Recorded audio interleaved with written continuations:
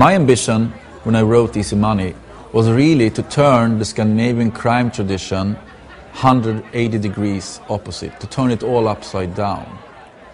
If traditionally you have a private eye or a police investigator as the main character in Swedish crime literature, I wanted to have the criminals themselves as main characters.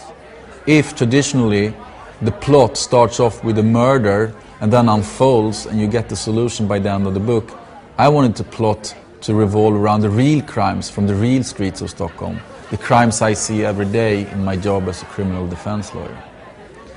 I remember very clearly the spark that triggered me to write this first book. I was at the time working in the court, and we had a trial. 3 young men were prosecuted for an armed robbery in an apartment. They were facing long prison sentences.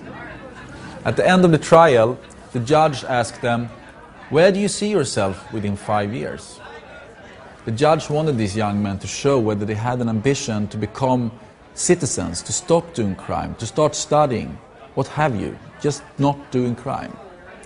But instead of answering the judge, they stood up in the chairs, and the guards actually had to push them down, and they started to shout.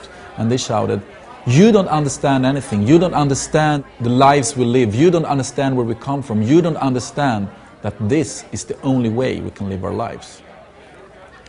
And I remember coming home that night, I sat down by my computer and I started to write. The first piece I ever wrote. And I wrote about this armed robbery. But not from the perspective of the victims or a police investigator coming in to solve the crime, but from the eyes of these young men, from the eyes of the criminals themselves. Because I figured, if they claim that this is the only way they can live their life, it must be our interest to the reader and to myself to try to get into their heads, to try to understand how could it be that you commit crimes and you see it as the only way you have to go.